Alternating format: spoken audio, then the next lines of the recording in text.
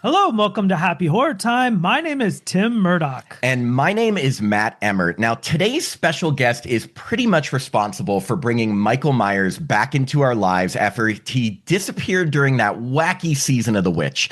He directed 1988's Halloween 4, The Return of Michael Myers, which is not only one of our favorite films in the franchise, but introduced one of the strongest sibling dynamics in horror with Ellie Cornell and Danielle Harris. He also directed horror icon Robert Englund in 1989's adaptation of The Phantom of the Opera, and then flash forward to 2023, he reunited with both Danielle Harris and Robert Englund in his Halloween set horror film, Natty Knocks. Now, although we'll try to get as many details as possible out of him today, if you want a more extensive look into his entire Hollywood career, both making movies and directing TV shows, you should definitely check out his book, Still Rolling Inside the Hollywood Dream Factory. Please welcome to the podcast, Dwight Little. Good morning. Good morning, Los Angeles. Good morning. How are you today? I'm up. I'm awake. I'm caffeinated. Perfect. So are we. Me too. So, speaking of locations, I heard you mention on another podcast that you grew up in the suburbs of Cleveland and knew you wanted to be a filmmaker since like middle school. So can you tell us about that? Like what first got you interested in making movies? Yeah, I got a Super 8 camera for Christmas. And, I don't know if you guys don't remember, but the Super 8 cameras were super cheap. Like Kodak made, it was like an Instamatic, but with a movie camera. And you just put a little cartridge in that you got at the pharmacy. And I don't know, I got one and I started playing around with it. I think it was actually my father wanted to buy it for himself. And he excused it by saying, "This is for you." So that my mother wouldn't accuse him of like doing something ridiculous. And I picked it up and I just started filming everything. The dog, the cars, the people on the street.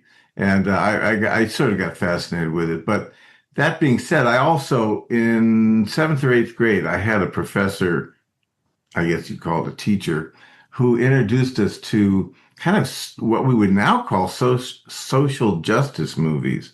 Like The Loneliness of the Long Distance Runner and The Hill with Sean Connery and The Pawnbroker with Rod Steiger.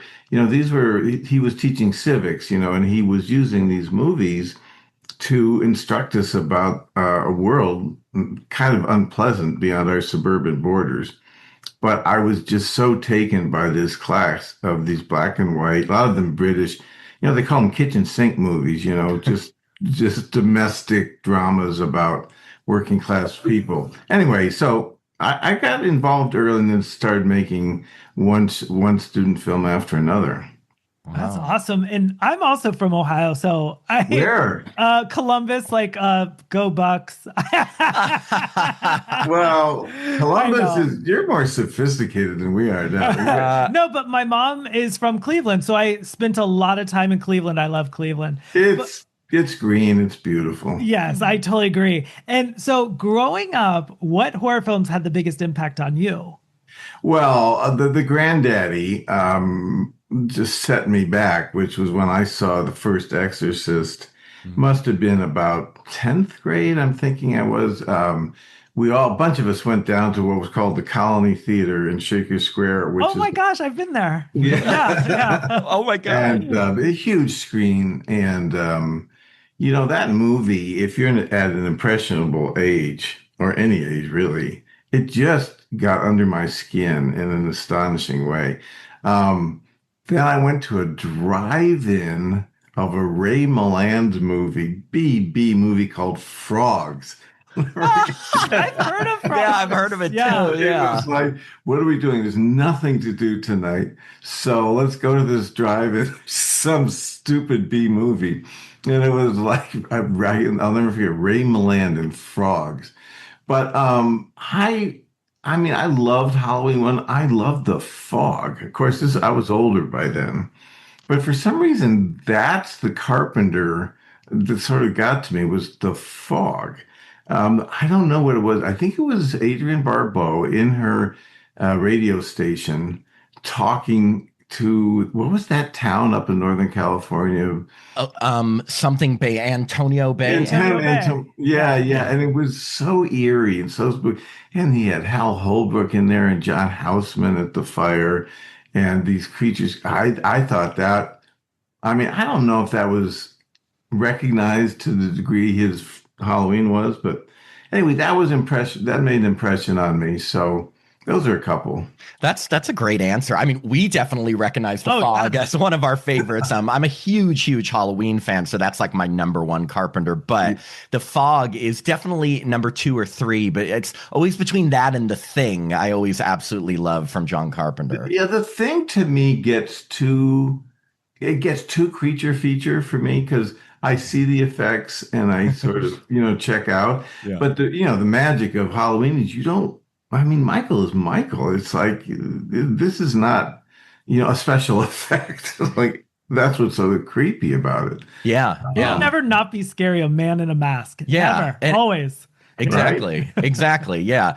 So, moving on to Halloween 4, The Return of Michael Myers. Now, I know you've probably gotten this question a million times, but how did you first come upon the opportunity to direct this sequel?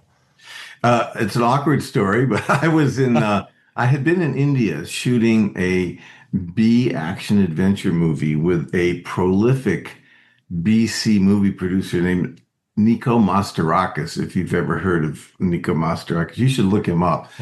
You'll be shocked. Anyway, he had money raised in India, and he was a director himself. He couldn't go. He didn't want to lose out on the money, so he sent me down there. And Mustafa Akkad, who was, the great impresario of Halloween, wanted to shoot a movie in India because he had done Lion of the Desert and Mohammed Messenger of God. He was a real director himself, the Halloween producer. So he wanted to talk to somebody who had recently shot in India, and I was like the only guy in Hollywood. So I got a meeting and we started talking about Halloween, and they were struggling. They had this treatment they didn't like. They were just in the middle of kind of having a divorce from Deborah and John. They wanted to do, you've probably read all this, but they wanted to do an anthology Halloween where every year I think they would explore some other angle to it. So it wouldn't be necessarily a Michael Myers series. Anyway, so they had a falling out, and I pitched them Halloween 4 with my partner, Alan McElroy. And, he just responded to the pitch. I wanted to do a cop movie, and I always tell people this and they get mad at me. But no, I saw Donald Pleasence as the detective, and I had an escaped convict, Michael, who shows up in a small town in pursuit of a victim, which was, the niece, Danielle. And I shot it almost like in my mind, it was like Silence of the Lambs, like a police procedural, so that every single moment had to make sense. And that's why when we burned the gas station to bring down the phone lines, and we throw Bucky into the power center in order to shut down the lights, and we kill the guy in the garage so that he can get the overalls, and he scares the little girl in the what we used to call the dime store, I guess, to get the mask. And so everything is very carefully calculated. So nothing's random. And the police, instead of dismissing Donald Pleasence, the cop finally says, "All right, let's go check this out." Usually the police are like, "Oh, this guy's a nut," and never mind. You let him out. They always blame Donald Pleasence. I think it's hilarious. They're like, "It's your fault. It's your fault." But he has a speech where he tells that sheriff, and he says it pretty brilliantly to the point where the sheriff goes, "Okay, we better go check this out." Yeah. Anyway, so that was my take. That yes, we have scares and kills and hauntings and stalkings, and that was my second take was I wanted to build that central relationship between Ellie and Danielle. That was because I figured if we had those sisters and if you cared about them, that would make everything scary. Oh yeah, and which you were very Yeah, successful at. Yeah. that was a big win. And I in the book I go into detail about how those two actresses were cast. It's kind of interesting. Mhm. And have you, I mean, obviously, had you at that time seen the previous films and what did you think? So I had not seen Season of the Witch. I was aware only that Michael had been blown to smithereens at the end of two. Yeah, of course, I knew one very well. Yeah, one was like a seminal building block, film that everybody saw and everybody admired. Um, and, loved Laurie Strode and Donald and everything about it. But I think Halloween 2 was a problem for us because how do you bring Michael back after he's been blown to pieces? And Alan really kind of helped figure that out. Like, let's come up with this whole, he was in a burn ward and he's been in a coma for 10 years. And then we put this funny little burn scar on Donald Pleasence, which was only moderately successful. But, Yeah. but anyway, so there's one elevator ride in the beginning where the attendant takes us down in the elevator and we have like about 45 seconds to do the entire exposition for the Yes. whole movie. And I said to this character actor, I said, dude, it's on you. Like you got to tell us this story in one elevator ride. Because I felt like when we got to the bottom and we open the door and we go into the mental ward, we're done. So he says, it was 10 years ago. This happened to this town. This guy was blown up. He's been here. And I said, let's not try and dance around it. Let's just say it. So You never forget the faces. You Yeah. never forget the faces. I love his art when he says of all the people. And the actress is from Silent Night, Deadly Night, which I love that she was in two like horror films. Yeah, the nurse who. Yeah, oh my God, I know. So we were drawing from the talent pool of Salt Lake City at that time. So a lot of our actors were from there. And because it was a non-union shoot, and that's a non-union right to work state. And so we were up making Salt Lake look like the middle of the country. To me, it looked like. And I think Silent Night, Deadly Night was filmed in Utah. So of course Yeah. it's in it. That makes sense. Yeah, yeah. So there's a ton of conflicting info online, Shocker, about like various stories that were pitched for Halloween 4, I think either before or during when you were going on, like how initially John Carpenter and Deborah Hill had some sort of like supernatural treatment. And there were even like reports that Tommy Doyle and Lindsay Wallace from Part 1 were going to be the main stars. My question for you is, when you signed on, were you aware of any other ideas going around for the story? And if so, what were they? Yeah, the only thing I knew is they gave me a treatment for, I don't know to be honest, whose treatment it was, but it was a treatment for Halloween 4. It was not a script. It was like a concept. And what I remember, it was just it was more like 5, like a killer stalking teenagers, having sex, basically. And I read it and I thought, well, and I don't know who I'm disparaging by saying this, but I thought, this is really terrible. This is very by the numbers, slasher movie 101. Like anybody could have made this movie. I mean, it had that prom night terror train, generic movie of the 80s feel. There were a lot of them, as you know. Oh, yes. Yeah, yeah. They kind of came out, lots of them. Anyway, so I kind of made this bold play, and I went back into the meeting with Mustafa and his number 2 man. And I said, I read this. I said, I don't want to do any of it. And the room, this is the most quiet, the room was silent. Like, why are you here? And I was like, no, I just don't want to make this. I don't think it's good. And then kind of defensively, they said, well, what would you do? And I had worked out something with Alan. I don't know if you know Alan, but he's really good. And I had it in my head, and I just pitched it from the escape from the mental ward, the arrival in town, the stalking of the niece, the rednecks, the whole pretty much Halloween 4. And I just pitched it in the room, and they just said, well, thank you for coming in and we'll get back to you. But this threw their whole world upside down because they had to shoot.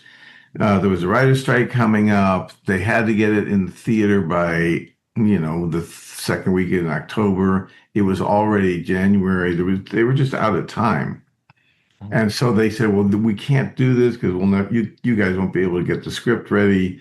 And Alan is the fastest writer in the history of the world. Plus, he had to get it done by the writer's strike. Yeah. That's so impressive. Yeah. Was Jamie Lee Curtis ever mentioned during any of these meetings? She was mentioned as being unavailable, basically. So no, I think she was probably not happy that John was stepping away, and her loyalty as it should be, would be with John. And also, I think she'd had enough by then. But we snuck her in with one photograph in the shoebox. Yeah, and I wanted to ask, because what inspired you and writer Alan McElroy to want to continue the family storyline with Michael Myers' niece? And were there any concerns at first about making his main target a young kid? There would be now. It's interesting you say that, because I don't think you could even make it now. Yeah, that's true. Because the politics of child endangerment, although I hear this new movie that everybody's raving about. The ones, Weapons? Huh? Weapons? Yeah, isn't that young children? Yeah. Yes, it definitely is. Yeah, I'm going to see it tonight. So it's great. You'll love it. It's wonderful, yeah. But at that time, I feel like we were in a different age where there was less, oh, you can't do, if you slapped an R rating on it, it was like you were kind of protected. But now, the politics is you have to be very careful about everything. I just think it was so genius to continue, because knowing that you couldn't have Jamie Lee Curtis as Laurie Strode, to continue her family line, because the big thing about part 2, other than the explosion that they set up, obviously, is that Laurie is his sister. And, some people love that, some people don't. But either way, that was established. So the fact that you guys took it in the direction of keeping the family line, like, that makes it personal. It's something people can identify with. It gives him a motivation. Well, it gives him a reason to go back to Haddonfield. Exactly. Right. Which, we had to have that. So I think that kind of made sense. And, the new foster family, and that all worked out pretty well. Again, I was just trying to really turn Donald Pleasence into I know he's a psychiatrist, but turn him into a cop. It felt like that, though, and something I read on IMDb trivia, and this may not be correct, but I wanted to run it by you, is that they said that you had viewed Michael's pursuit of Jamie as a misguided attempt to connect with her, and that the violence came from lacking the social capacity to interact in any other way, which I think is a really interesting perspective. Is that true? And can you expand on that? Well, I love that take, but it's not mine. That's hilarious. Oh, my God. I love checking these things because that's so funny. Okay. I mean, that's very interesting, but no, I don't know. I was in my Friedkin, French Connection, Serpico. Gene Hack. I was in my cop thriller time of life. This is what, 88. All those 70s movies had a huge influence on me. And I thought, what if we don't just try to make a horror movie? Let the horror come. Like, let the babysitter or the daughter get impaled in the door, and let's do all the grisly stuff. But let's have it work as a suspense film. Mm-hmm. And I think I'm not sure people know why they like it, but I think that's why. Oh, 100%, because that was the beauty of the original. Oh my gosh, the opening of Halloween 4, it really makes me feel like Ohio, and I think that's why I love it so much. Now that is all me, and I was like, when I started to get the assignment, I thought, well, what is Halloween? I've mentioned this before, like, what is Halloween? And I went to, yes, I'm going to say it, the library. Yeah, what's that? Never heard of it. To get books on Halloween, and of course you find all these stories about agriculture in the 1700s and the coming of winter and winter solstice. The darkness is coming. and the fear of getting through a winter with no food or no harvest, and the scarecrows, and that, Halloween comes out of that Irish Scottish agricultural dread. I get to almost like druid kind of shit. And so I saw these pictures and I thought, oh, okay, if we can start the movie like going with, nobody knows that that's what I'm going back to, but like you see the scarecrow with the gloves on his hands, like it's just creepy. It's Yeah. so good, and it may be our favorite opening in the franchise because as iconic as the zoom in on the pumpkin is, Yeah. which is incredible, your opening really, it just feels like Halloween. Like that's what I think of It when I felt like think of it Halloween. was so. I mean, obviously, I'm going to say relatable, but obviously, I didn't have a psychopath killer chasing me. But Yeah, you like, did. but no, I mean, Only in your mind. right, all of my mind. But like the whole setting, the fact that like everyone kind of knows everybody, and like when Ellie Cornell goes and knocks on the door, and like, oh, it's her ex-boyfriend or boyfriend. So it's like all of that's very relatable to me growing up where I grew up. I was like, everyone knows everybody. It was, I think Well, that's I scary. I trick or treated. I mean, Yeah. and in the little town I was in, the houses were fairly far apart. So you had to kind of go through, a fence or a field or a lawn to get to the next house. And it's freaking scary because No lights. yeah, no lights. There's no lights. And so a lot of that trick or treating, that was Ohio stuff. And I also loved the zoom in on the pumpkin. But I thought, well, then I'm really just remaking the first movie, and it's like, what can I bring to it that is a little different? I think when people see the opening of Halloween 4, they go, oh, Yeah. well, this is new. Like, it sets our own path a little bit. Totally. So we're huge fans of both Danielle Harris and Ellie Cornell, and I know I've heard you mention it took a while to cast both of their roles. So what I wanted to ask was, what was it about each of them that stood out and made you realize they were your Jamie and your Rachel?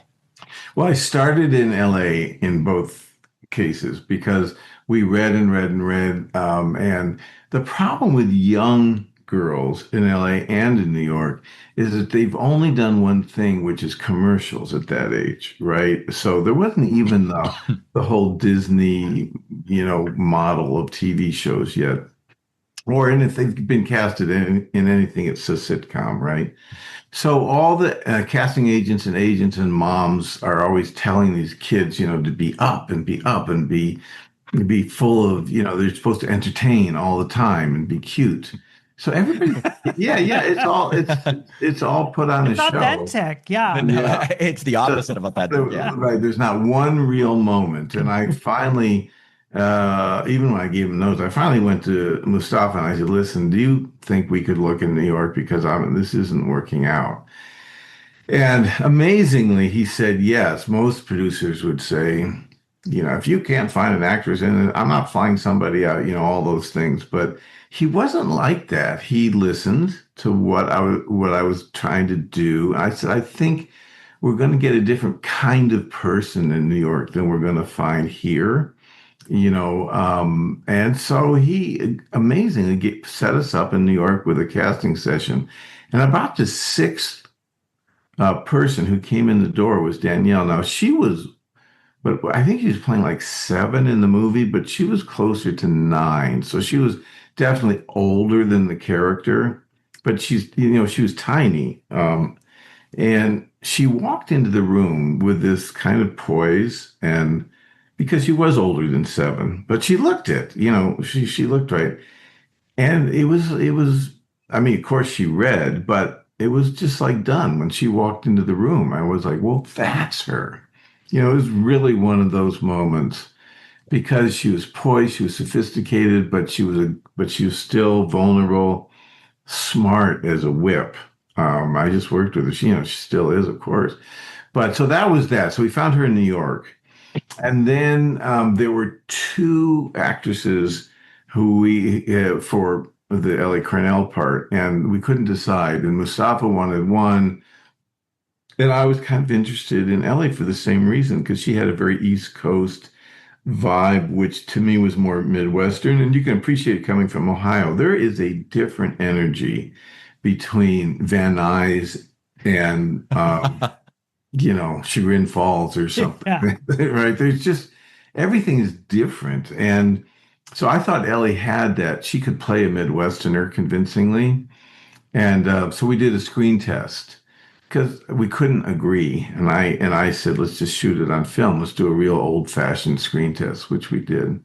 So that I didn't want anybody to be show busy. I didn't want anybody to be trying for a laugh or trying for a tear or trying to seduce the audience. I just wanted them to be in the room, like just be real. And that's, so I was right about that because they both they were just convincing and they never tried to oversell it. And were there any other like big names, like maybe not at that time, but later that came in to read for you? Well, Because I've heard, I can tell you what I've heard. I think sadly that girl who was murdered was one of the ones. Do you remember? It was Rebecca Schaefer? yeah. Oh, wow. wow. How about Lisa Wilcox? Does that ring a bell? I've heard that mentioned. But Rebecca Schaefer, I think, was in the running. Oh, wow. This is before that tragedy. Yeah. How about Melissa Joan Hart? Does that sound familiar? Yeah, I think she was in the mix. That's funny. And there were, I met and read a ton of people because it's a final girl in a Halloween movie. So it was something that people wanted to do. But, no one who knew who Ellie Cornell was, but she just, she could just sit and like hold the moment. I don't know how else to describe it, and I have to really hand it to Mustafa Akkad because instead of fighting me all the way, right, he just sort of listened. He would make his suggestions, but he kind of let me make the movie. And that's, not always the case. Yeah. Yeah, we've heard some stories. Doing this podcast for years and interviewing so many filmmakers, we have heard it can go either way. The studio can force them to change the movie completely, or they can be on their side. But I think it's more often that the studio pushes to have, their changes made and everything. Well, the funny thing is, and I really believe that they would have just as good a chance, because they always fail anyway. They'd have just as good a chance of winning if they would hire someone they believe in. Like, don't hire a director you don't like, but find someone you really like and then let them make the movie. Because all your notes and all your test screenings and all your changes and all your reshoots, I know you're chasing a hit and you're chasing a win, but most of the time you were better off in the first place. It's funny, but it's human nature. They want to control it. They want to make it theirs. But how many hit movies are there really? Versus how many complete bombs. And also, how many times do you hear the studio forced us to make this change and then it was perfect? Like, it never happens like that. It usually kind of tanks things. Too many cooks. Yeah. We'd be remiss if we didn't ask about working with late actor Donald Pleasence. And what I love about Donald is he was just so dedicated to this series. Like, even until the end, he was in 5 of the movies. And I just wanted to get your opinion on why do you think Donald was always so game to appear in more Halloween films? Like, did you get the impression that he just really loved the character of Dr. Loomis? Yeah, yes, to that. But of course, he was English, so he was a journeyman actor. He had a huge moment, right, in his life. Sorry, let me make that go away. He had had not only his The Great Escape, but the Bond villains. He had a moment as Donald Pleasence. And then later they started putting him all these English B movies. And I think that number one, he liked Loomis, but he was at an age where I think he loved being on set. He loved still being the star, which he was of that series. On another movie, he'd be like the fourth guy, right? It would be, we got Donald Pleasence for 3 days. But in these movies, he was the star, and he liked to work. I just think it's an English actor thing. Like, he was on set, he was working. it was, satisfying to him. And also he had a mortgage and, and the mortgage is a surprisingly huge motivator. They call it the nut. He had a big nut. That's an interesting way of saying it. It's an awkward way to put it, but people say like, "Well, what's your nut?" And I'm like, "Excuse me." I just love that Donald Pleasence had a big nut. That could be the quote of the whole interview. Dwight Little, Donald Pleasence had a big nut. No, I think it's just great as fans of this franchise to see characters continue in it, and obviously Danielle's done multiple, Jamie Lee Curtis has done multiple, but Donald Pleasence was that face after Jamie Lee exited at first. And he was essential. Yeah, he was essential to the movie. Yeah. I mean, Michael's Michael, but you had to have Loomis. Of course. I mean, and even the most recent Halloween films without Loomis, they have a Loomis-like character, like you never. Not as good. It's never as good. Not even the great Malcolm McDowell, and he's a fine actor to be sure. But I don't think he could step into it. Well, they played that very interestingly. Like he was like fame hungry, and I was like, he was so was it fame hungry? He was so unlikable in the remake. Yeah, he was so unlikable. Whereas you always loved Donald Pleasence. Always. Yeah. So again, there's tons of rumors on the internet about scenes that were supposedly in the script at first, and then were changed or cut. So I was hoping I could run a few of these by you. I'll try. Oh yeah. Okay. So first, was the opening scene originally going to show Dr. Loomis being blasted out of the hospital like he was at the end of Halloween 2? I think Alan and I talked about some version of that, but no, it was like, because then you're just, there's an expression in development, like you're hanging a lantern on something, meaning you're shining a light on a place you don't want to look. Yeah. Like, don't remind people who maybe don't even know or who have forgotten that this thing happened. Just pick it up 10 years later, look the other way, acknowledge it in the elevator scene, and then move on. So no, that would have been a terrible idea. Probably expensive to do also. Okay, second one, was Sheriff Meeker initially supposed to die in the basement of the house and light the whole house on fire leading up to the roof scene? Well, there was a version of that because we wanted the idea of them being stranded on the roof and the house being on fire. Like, another development expression is like called a hat on a hat, so the danger is Michael, the scary roof. Oh, and it's on fire. But the production reality of that quickly took that off the table. The fire is impossible to do. Even today, it's all digital, but fire is very hard to do. It's very dangerous. It was dangerous enough just to get them up doing the roof scene. Yeah. And I loved Meeker, and I loved the fusillade of gunfire on Michael at the end, where they just let him have it into destroy him. And then lastly, did the original ending have Rachel and not Jamie's foster mother as the one who gets stabbed by Jamie? Wait, ask that again. Did it have who? Instead, so the very end when, Jamie puts on the mask and stabs her foster mother, was originally it supposed to be Rachel getting stabbed? No, I never remember that. I'm glad to hear that. Yeah. No, I wouldn't have killed Rachel. There's no way. First of all, she would look, Alan and I have a beef with Five, obviously, because, we set something up. We set up Michael, we set up the girls, we set up Dan. There's a whole bunch of things you could have done with that.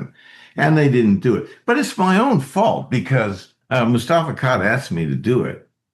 And I didn't. And I kind of now wish I had, because I felt like they did the wrong thing with what we'd put in place. But that's water under the bridge. But I mean, now that you've brought it up, because we had a segment we wanted to ask. Now that you've brought it up, I mean, I have to ask. So what would the story have been in your version if you and Alan had worked on Halloween 5? Well, I think, Michael would have, survived underground. I think that was okay.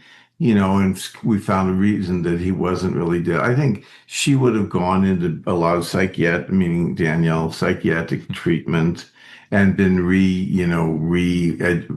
you call it, re-educated and back into the normal world.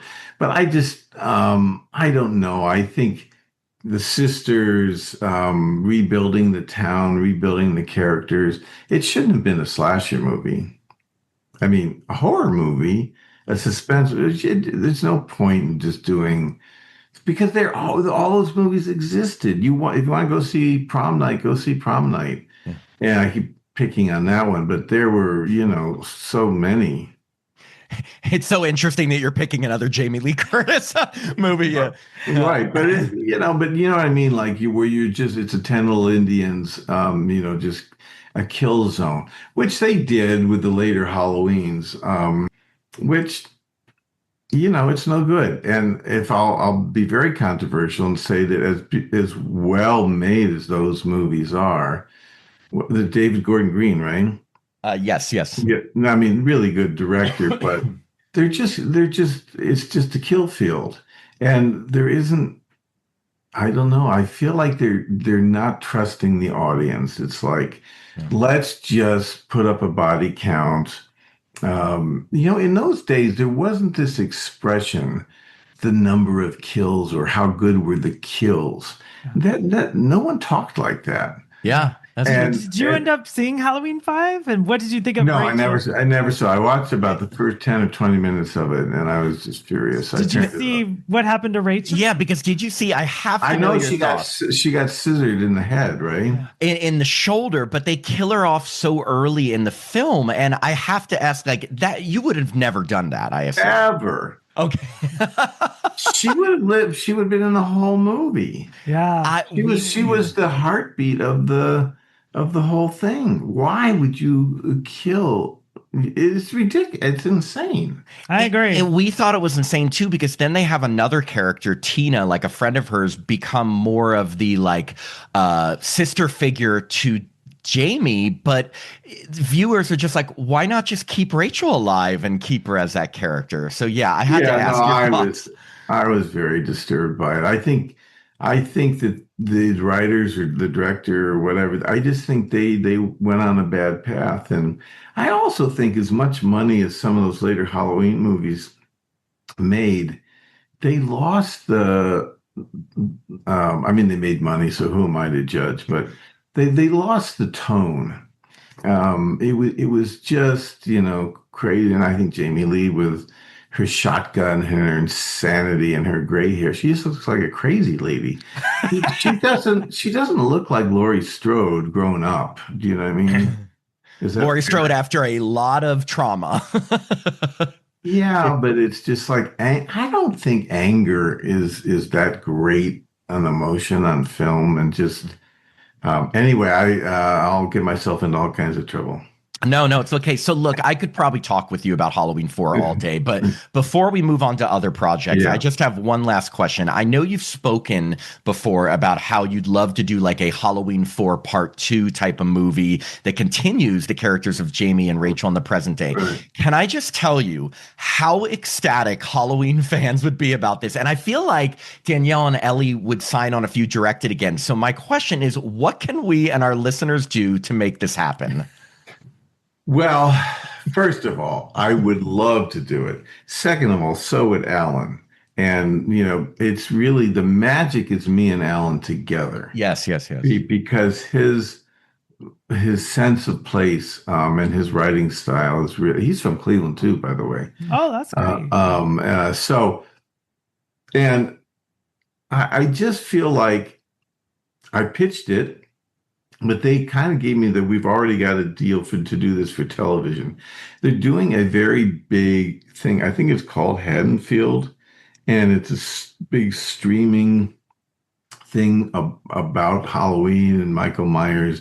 So I think they're just saying, let's take our bat and ball and go to streaming. Maybe they think it'll be Stranger Things, or they think they can do something that way. So I don't think they're going to interrupt their plans. And Universal bought the rights, I think. Anyway, it's too late, I think, because of all the lawyers and they don't want. I don't think they want to threaten their TV plans. But what a great movie that would be! Halloween Yeah, Part 2. and you got me really thinking. Just the fact that you said a kill count, like I don't know if we're so invested in these characters, I think we forget about the kill count and it becomes a suspenseful movie on its own. So I think that's where, like, I mean, Halloween 5 is nostalgic in my mind because I think I was like 11 when it came out. Right, but I mean, is it a great film? I don't know. It was just unfortunately such a letdown to have these strong siblings make it through Halloween 4 and then to kill one of them off so early. It was kind of depressing. And one last thing I'll say about Halloween 4 Part 2, because I'm still gonna hold out hope, Dwight. I just wonder why they can't pursue two avenues, like the Friday the 13th, the Jason universe is going to TV with Crystal Lake, but they also say they're working on a new film. So my pitch is let them do their Haddonfield TV show, do both, and do a film that continues now Danielle and Ellie's characters. But I don't know. So many bloodlines. Yeah. There's so many like different ways you can go. So I mean, just make room for everybody. I'm just telling you, speaking for Halloween fans right now, like it would be ecstatic. You guys start an online campaign because because Alan and I are here. We would do it in just a heartbeat, and with Danielle.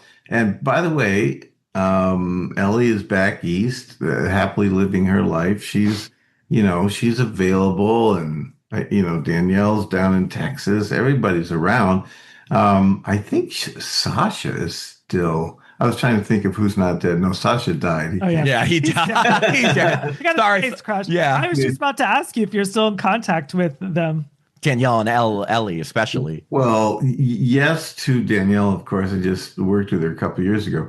Ellie, I have Zoomed with her, and I have had a couple promotional things.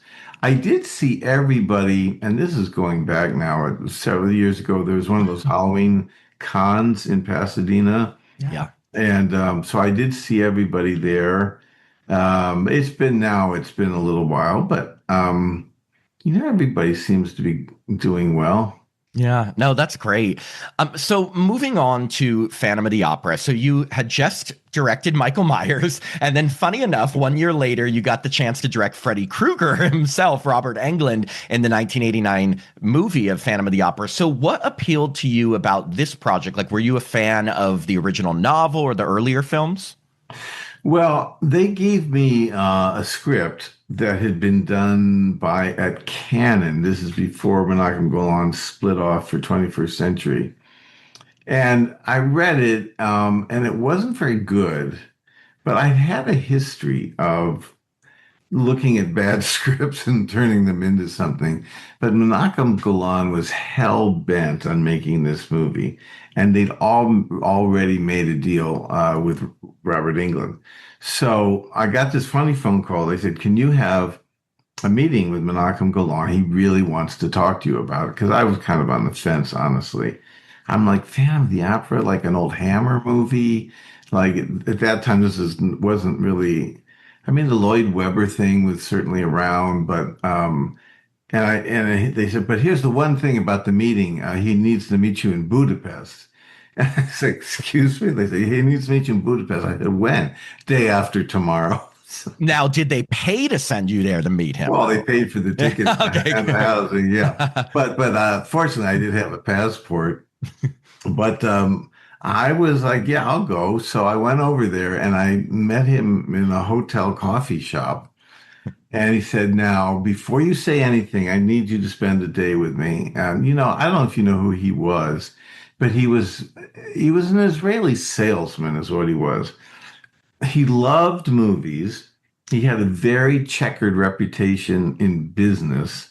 Canon, and unpaid bills and losses. Right. There's a documentary about Canon, right? The Go-Go Boys. Yeah. Oh. They were making at one time, people forget this, like 50 movies a year. It was unbelievable. Chuck Norris movies and Charles Bronson movies and Van Damme movies, all of them. Michael Dudikoff movies. Yes. They were cranking these movies out. Anyway, so he took me. He was shooting Three Penny Opera in Budapest with Roger Daltrey, of all people. And he took me around and showed me these sets. It was unbelievable. I mean, it was like 19th century London, and they had all these sets and these wardrobe departments. And he said, I'm going to give you all this. You can have all this to make your movie. And I'm looking, this would be $10 million of art department, in Hollywood. And I'm looking at this, I'm like, okay, but I don't think the script's very good. He says, well, you figure it out. So he just wanted, at that time, he wanted the guy from Halloween 4, which was a hit movie with Freddy, with this title, which had just become public domain. I mean, it just come to 100 years. That's why he snapped it up. Wow. One thing we obviously loved about your Phantom of the Opera movie as horror fans is that it truly did feel like horror. Like the Phantom doesn't just wear a white mask. He has a mask made of flesh from his victims. And the kills the kills are pretty intense. I think there's like 2 decapitations. Well, speaking of kills, at that time, that was way over the top. Now, today, that's an episode of Game of Thrones, right? But Yeah. but then we had to make a lot of cuts to get an R rating because it was Kevin Yeager. It was gory. And it's so funny how tastes change because now people talk about the music and there's a lot of people who like that movie. They don't talk so much about the kills, but they certainly are intense. Yeah, I was just wanted to know, had you always wanted to kind of enhance the horror of this story, or was that kind of like a demand from the studio since Robert Englund was involved? A little of both. Just like I wanted to tell a detective story with Halloween 4, I wanted to tell a show business story. I just thought it was a great show business story. You've got the diva who's got all this attitude and the young ingenue and the stalker who's in love with the ingenue. I mean, this is all from the book, obviously. But, then you kill anybody who's going to get in the way of his little baby getting to the main stage. And it was a show business story. It was a Broadway / Hollywood story. And Robert and I really leaned into that. Yeah, you get the atmosphere and you get the gore of it. But I thought the opera sequences were really good and beautifully produced. And Jill was able, I mean, she, on the day, and while we were shooting, she did sing because she has a very nice voice. The voice was ultimately replaced because we knew a lot of people were going to be judging it, very carefully. But she sang well enough that we could shoot it and make it seem. I thought she did great with that.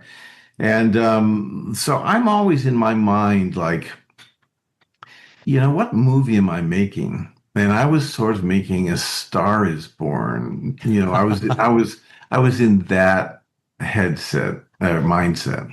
No, that makes sense. When you were directing Robert, how important was it to make sure he was playing the Phantom vastly different from how he portrayed Freddy Krueger, or was that even a consideration? It was a consideration. It got a little more Freddy than I was expecting it to, and I kind of tried to steer it back. I mean, some of it with it's the one-liners that make it Freddy, right? Yeah. If he says a one-liner and then kills somebody, it's getting pretty Freddy-ish. But he's a really, as you know, really good actor. Oh, and yeah. he was playing the heartbreak of this guy, the pathos, the loneliness, the sexual. There's a great scene where he goes back into the brothel area and he gets a hooker that looks like Christine. You won't see this anywhere else. And he takes out his frustrations with this hooker who looks like Christine. And I'm like, oh man, this is crazy. People are either going to love this or they're going to come looking for us, one or the other. It's funny, and you mentioned that Jill Schoelen did sing the material, but then it was dubbed. So you're saying, when you were filming the scene, she was actually singing all of those songs? Yeah, and she did great. Oh, wow. Yeah, and she is kind of a musician. She has a great voice. But to hit it perfectly as an opera singer is so specific. Oh yeah. The control of certain notes and all that. But she was a good enough that when we went to replace her, the opera singer was able to dub her exactly because her facial expressions, her mouth movements, her breathing was all so accurate. It didn't look just like dubbed in. No, that's great. I mean, we could like you could No. have told us that it was her singing, and we Yeah. would have believed it. It was, and I was just such a stickler about this because I just thought if people smell that this has all just been dubbed, it's just going to blow it. It's not. Plus, we also had the advantage of we had all these English actors who were coming over from London. I mean, we even had Bill Nighy in that movie. Yeah. I was I mean, like, I was like, that's the guy from Love Actually, because Matt and I just watched it. So yeah.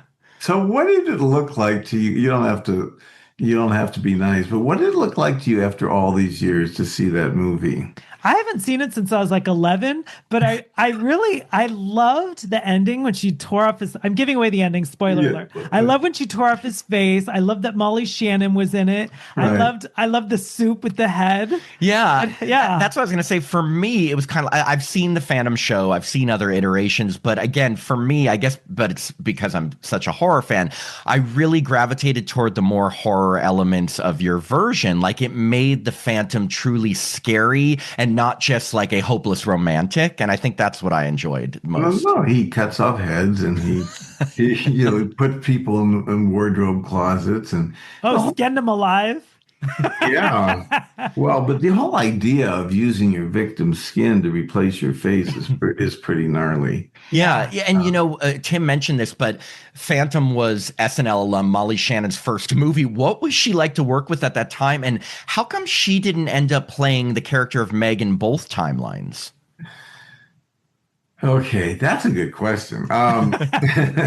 First of all, she was charming and she wanted to do well, and I've stayed in touch with Molly. Also, by the way, from Cleveland. I don't know what Yes. the Cleveland thing is. Molly's a sweetheart. I think everybody knows that. And she was not being funny. We just thought she was so positive and she could do the exposition because she had to tell, she had story exposition to do. But I think it was really logistics. We would have had to take Molly from New York or LA, wherever she was from, take her to Budapest, put her up for 8 weeks. I think it was just like, no, we can't afford it. Yeah. We're just going to recast her. Also, because the whole ambiance was British, it's like she would maybe not have fit in because everybody, So true. everybody was. And by the way, the girl who did play Meg was charming. Yeah. Oh yeah. The Mega that we had. At the time, the movie fell between the cracks because the Lloyd Webber people were shocked, and outraged, and the horror people were like, opera? We're not interested in opera. So we split now in what has it been, 30 years? Now people think it's really creative and really interesting because it's not like anything else. Yeah. I mean, maybe it's a little like an old 60s Hammer movie, maybe because, a Herbert Lom movie or something. But those sets and the costumes and the lighting and the production, we made it for like, I don't know, 4 million, but it looks like Oh my gosh. much more than That that. scene with the candles, would you be able to film it like that today with the fire? No, we had an accident on set. What happened? Because that's one of the most climactic scenes, obviously that ending battle between Richard and the Phantom. And looks like there's like hundreds of candles around. How did you go about filming that? Or the other question is, how does the Phantom have his guy go around and light up? That might have taken quite a while. Yeah. There were OSHA problems. Like we would not have pulled that off here without an army of all those candles would have been, some kind of controllable element, but it was open flame on sets. It was not safe. And we did it because we were in Budapest and it was 1989. I kind of don't want to think about it because I feel like I feel like we dodged a bullet there. Although Jill's sleeve or something when she was fighting her sleeve, something really did catch on fire. It was terrifying. I think maybe she's mentioned it in a podcast or something. That's wow. Yeah. Well, luckily everything went okay. Yeah. I wanted to ask about the poster because the poster was very much like, look, it's Freddy wearing the Phantom's mask. How did you feel about that approach? Terrible, terrible. There's later they reissued some posters which are much more interesting. The MGM Blu-ray poster. There's some posters from France that are real works of art. It's much more him and the scarf and the hat, and it's much more elegant. I think they just panicked. And it was like, how are we going to get asses in the seats? And it's like, well, we'll just tell people it's another Freddy movie. And it was crass and it was exploitive. And I think it backfired Yeah. because it made the movie less interesting. Agreed. And were you planning on working on the proposed sequel? I wasn't really involved in that. I had since moved on to do a studio movie. So I kind of feel like once I put all my energy into one of these things, I've kind of done it. It is hard for me to understand how people do all these sequels. Like, I mean, I think James Gunn wants or is talking about doing what he's going to do. Is he going to do Superman again? Or I just don't know how they do it. Like, aren't you burned out on this? I'm trying to think of I mean, David Gordon Green did 3 Halloweens. Trying to think of a director who's done more. Steve Miner, I think, did Friday 13th. 2 Friday the 13th. 2 Yeah. and 3. Yeah. So sometimes I Well, can see. what about the granddaddy of them all? What about Cameron, who spent 20 years making what's his Avatar? Avatar. Yeah. Okay, truth be told, I fell asleep in the first one and I'm not going back. Well, but it's like, can you look at those blue people for 20 years? No, I can barely look at them for 20 minutes. I can't even watch the trailer. Yeah, what's funny? It's like if I'm in a big theater, I'm okay to go on the ride.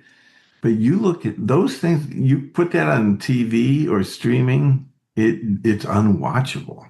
Yeah. The pace or it does whatever the spectacle of an Avatar movie is.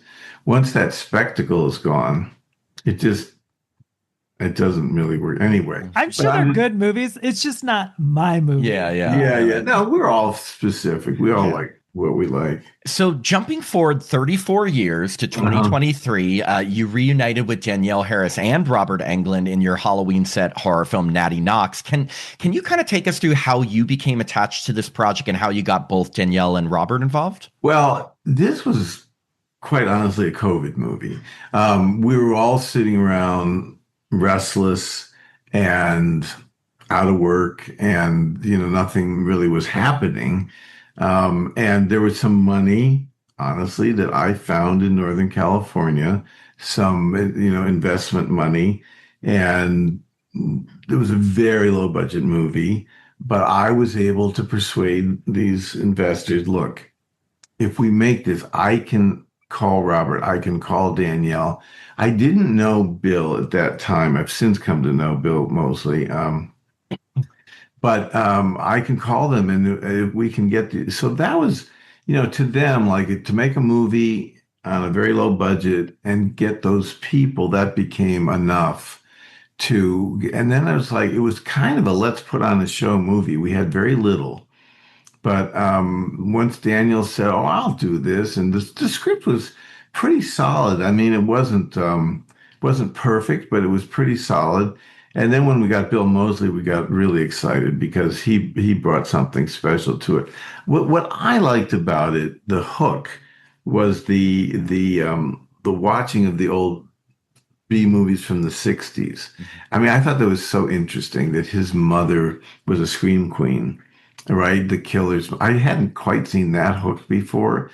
So he's watching all these and his brain gets all messed up. And then he saw his mother as a prostitute and all these, burned in the thing. And so he's like a psychopath. So I liked all that. We found an actress, and she hadn't done nothing except a student play or something. Her name is Charlotte Fountain Hardim, and she's starting to show up a little now. But she played the babysitter part, and she was wonderful. I think again, it kind of like the Phantom thing. We have a problem with that movie. And the problem is you only learn these things in retrospect, but the cast, Bill, Chop Top, Robert, Freddie, and Danielle from all of her Scream Queen movies promise, those three names promise kind of a gore fest, right? In their casting, you're sending a message. It's like putting three comedy. If you put Will Ferrell and Dana Carvey in, some one of those. Michael Myers. Yeah. Mike Myers. And Mike Myers. If you put those three in a movie, you're saying big comedy, right? Yeah. Mm-hmm. And so we were saying essentially, but we weren't making that movie. We were making kind of a small town Halloween-ish movie about some kids who get into trouble because they're stealing, and there's a rear window aspect. They watch a murder. They don't know what to do about it. And I think that the people who don't have expectations for gore porn really enjoy the movie as just kind of a fun Friday night, kid suspense movie. Almost, it's in the Stranger Things universe. It's not that fantastical. But I think where we had a lot of backlash, and I'm not mad about it because they're right, but a lot of the horror fans, maybe some people in your audience, were upset that, yeah, there's some kills and there's some stalking, but it doesn't have that. What was those movies? Hostel or the torture porn movies. Torture porn. It does. Saw, right. Saw is the new, that's the new baseline. And it doesn't have any of that. I mean, the girls get kidnapped and the boyfriend gets killed in the trunk, and there's some there's some things going on, but it's not dismembering, and it's not a poker in the eye. We have a haunted house sequence in the movie, which is spooky, but the nastiest thing that happens is that Jason Richter gets a knife in his chest. It's not, you can see it on television, and that television has changed everything. Oh my goodness. Yeah. Did it feel surreal though to be again working with Danielle Harris on a film that's set during Halloween? I mean, that had to be a weird full circle moment. And it's weird because she's my little Danielle. She's like 9 years old, and I'm talking to her, and she's like the real estate mom. And, but, it's so easy to be with her because she's so sure of who she is, and she's just very poised, and we had a lot of fun. But it's like every time somebody would like even head in the direction of telling a dirty joke or doing something that was slightly R-rated, I say, hey, this is Jamie Lloyd here. Watch your mouth. That's hilarious. This is young little Jamie Lloyd. You can't talk like that in front of her. And I'd cover her ears. That's so funny. Was Natty Knocks, was the script always meant to take place on Halloween? Like, was that always part of the movie? It was originally Ben Olsen had written a spec called Ditch, actually, which was more of about a kind of a ding dong ditch pranking movie, and I saw it as an opportunity to say, okay, well, why wouldn't this? I mean, that's what trick or treating is. It's kind of you're pranking houses, right? So it was a spec script that got kind of turned more into a Halloween movie. Yeah. But obviously, I was very aware that we were poaching on that turf.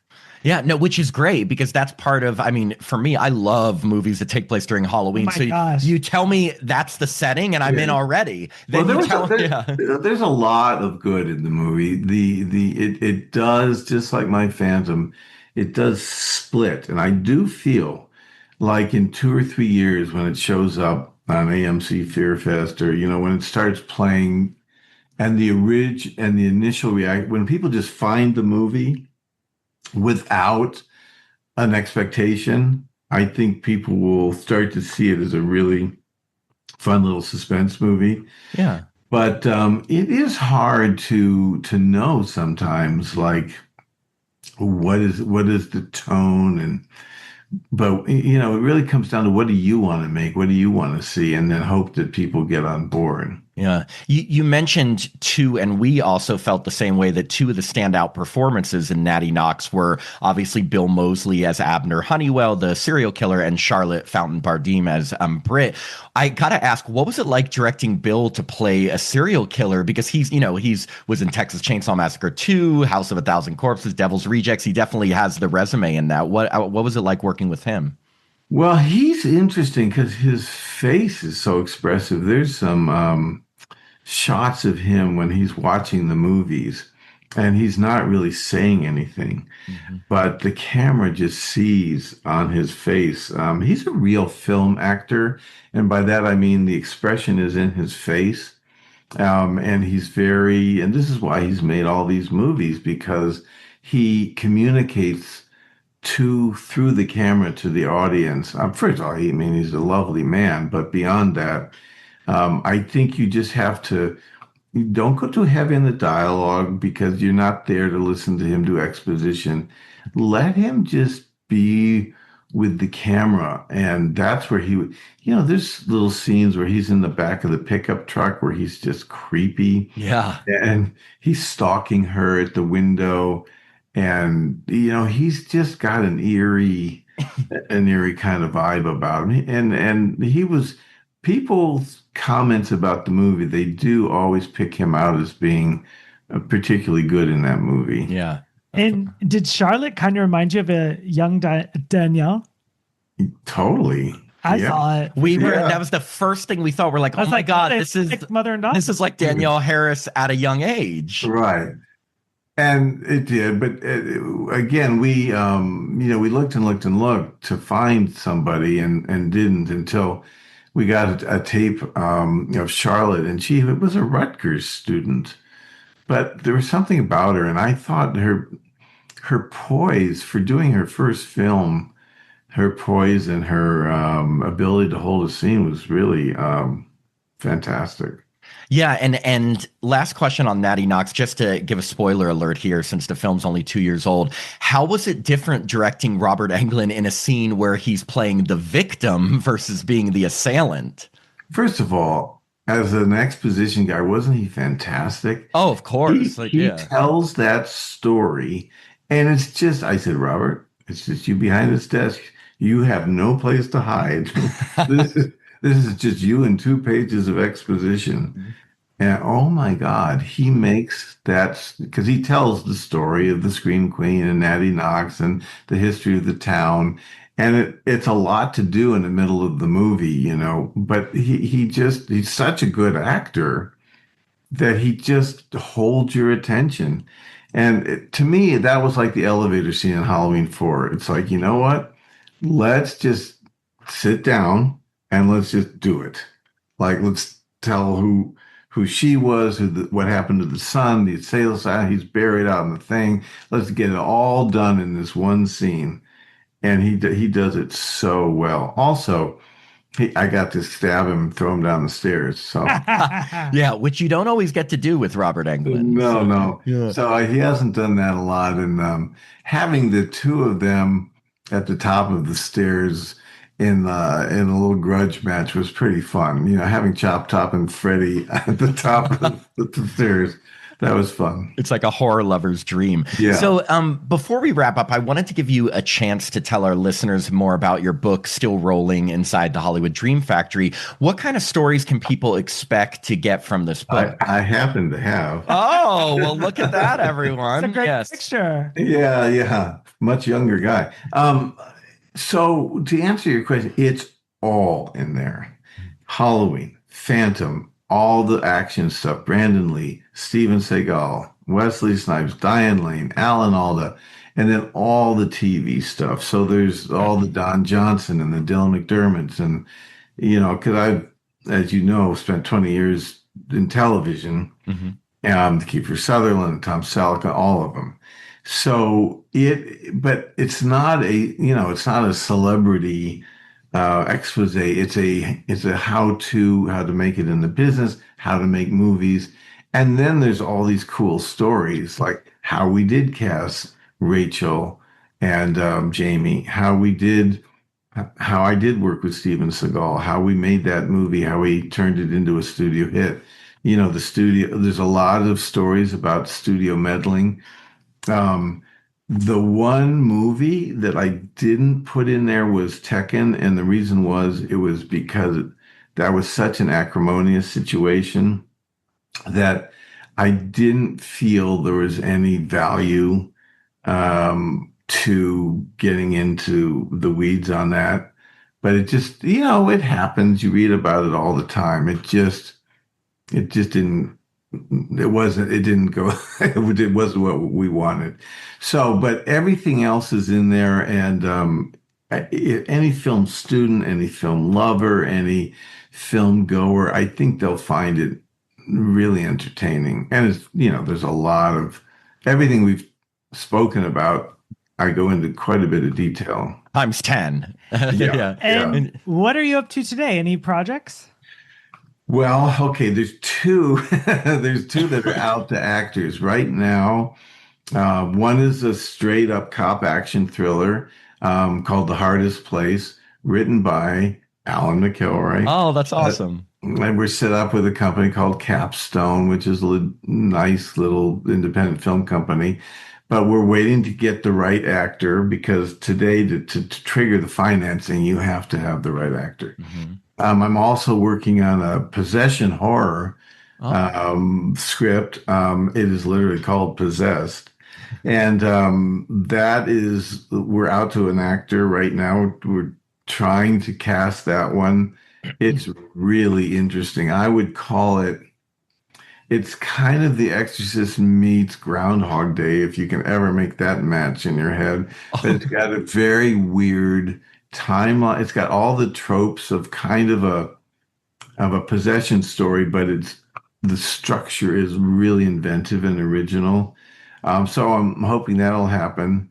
And then I'm just like writing like a mad dog. I'm writing an alien thriller called Juvenile X right now.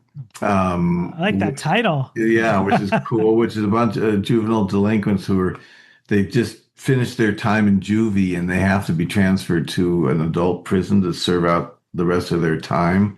And the bus goes the wrong way for various reasons. And they get caught in a field and attacked by basically what become aliens. We don't know that at first. And they get kidnapped and taken it's quite interesting. It's kind of a John Carpenter movie in a way, in that there's an assault on Precinct 13 element to it in the middle. But I love the idea, these kids that nobody cares about, and they're on their way to just a life of hell. Like they're going to adult prison, and they're kids. It's like being transferred to Attica or something, and you're 18. It's gonna be brutal. And so they're fighting not only for their life, but they're fighting to get out of that. Anyway, it's really good. We'll see how that goes. That's so cool. Yeah. And we're so excited to hear, obviously, you're continuing in horror also. I mean, in addition to other genres, but we'd love to see these projects come to light, and can't wait. And I read in your book that you always like to cast Ohio actors. So he does. Do you know any? Molly Shannon, Tim Murdoch.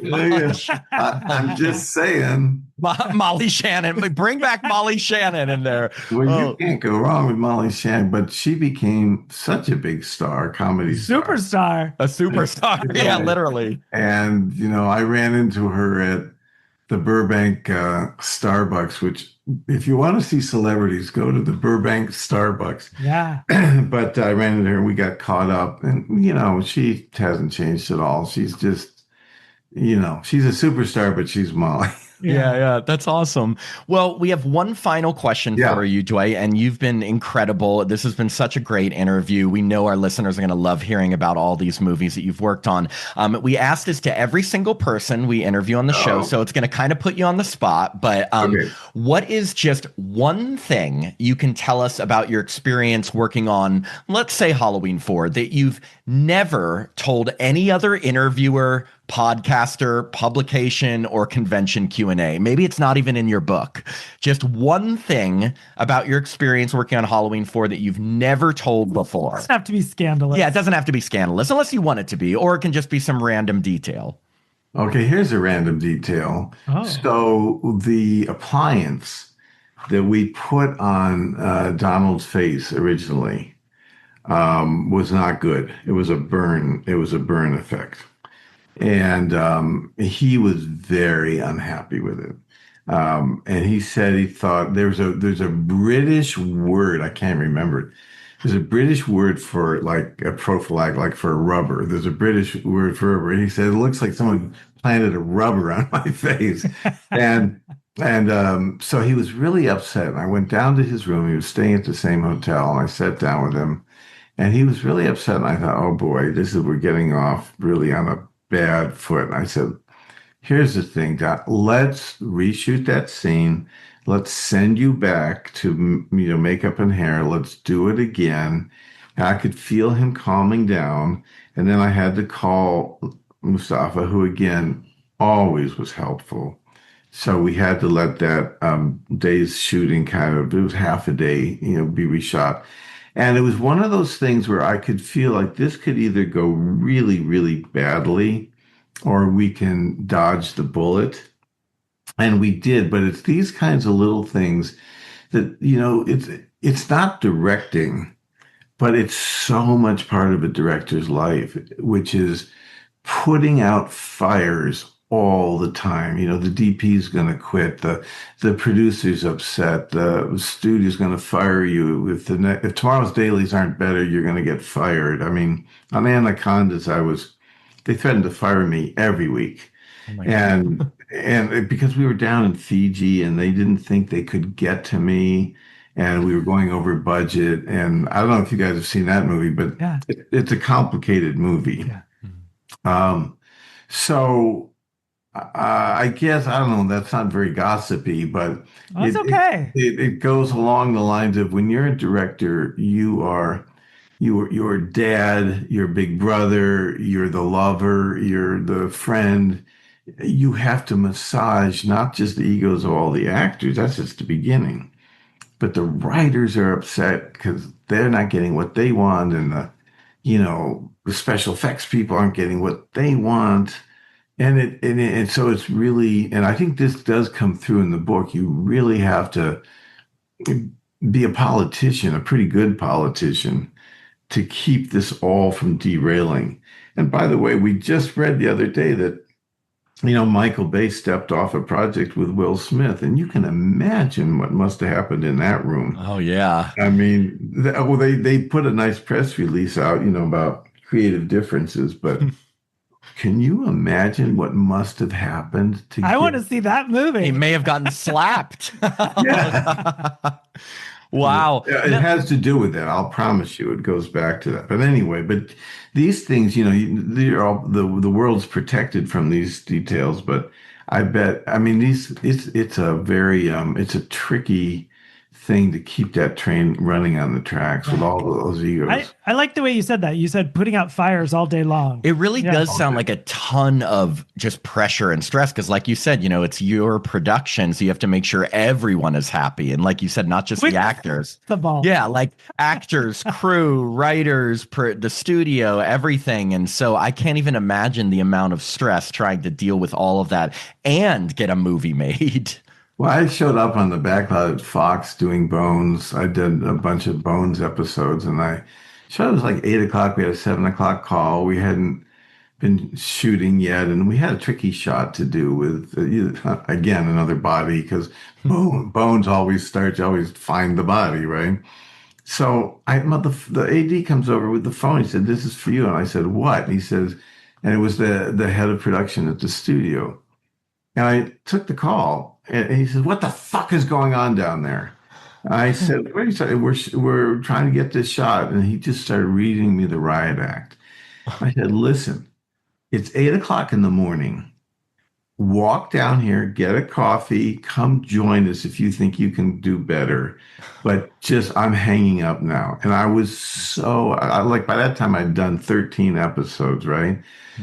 But, the indignity, and sometimes you just get tired of it. Like, stop throwing your weight around. We're trying to get this shot. You're not helping. Yeah, That's what I'm gonna say to Matt. I'm like, Matt, get some coffee. Get some coffee. Get down to record. No, but I mean, and it's like, how does that ever make things better? Yelling at someone? No, it's worse. Yeah, They think that they're doing their job and that they're throwing their weight around. But this one guy, I was at the top of a hill on a satellite phone. This guy from Sony is telling me he's going to tell me to pack up and come home. And I'm thinking, okay, he's got boats, he's got crew, he's got Australians here, we got a river, we got animatronic snakes. Really? How real is this threat? Yeah, okay, he could send down another director, but that's going to be a pain in the ass. Yeah. And it's like, don't rattle your cage if you're not gonna. I mean, if you're gonna do it, just do it. yeah. Just fire me, but don't threaten to fire me. Yeah. No, Right. that's the worst. Oh God. So anyway, Well- it's a tricky business. Yeah, no, yeah, I can only imagine. Well, thank you so much for your time today, Dwight. It was such a pleasure chatting with you about these Thank you. projects. We really appreciate it. You're gonna cut this all down, right? Oh, well, I mean, there's just little things here and there. Otherwise, I think everything you said is very interesting. Yeah, I think our listeners are really going to love all of Okay. it.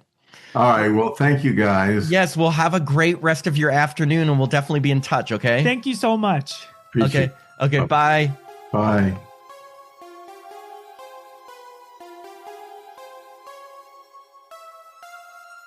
Thanks for listening to another episode of Happy Horror Time. If you'd like to support the podcast, please sign up to be a patron at www.patreon.com/happyhorrortime. As a patron, you get access to all our bonus content, which now includes 2 new bonus episodes every month, a monthly after-show mini episode, access to our Discord community so you can chat with us directly, and the chance to review a film with us in one of our bonus episodes. Patrons also get all our regular episodes ad-free and a day early, our monthly newsletter, the chance to vote in polls, and autographed Happy Horror Time stickers. I'm Matt Emmert. And I'm Tim Murdoch. And we hope you have a happy horror time.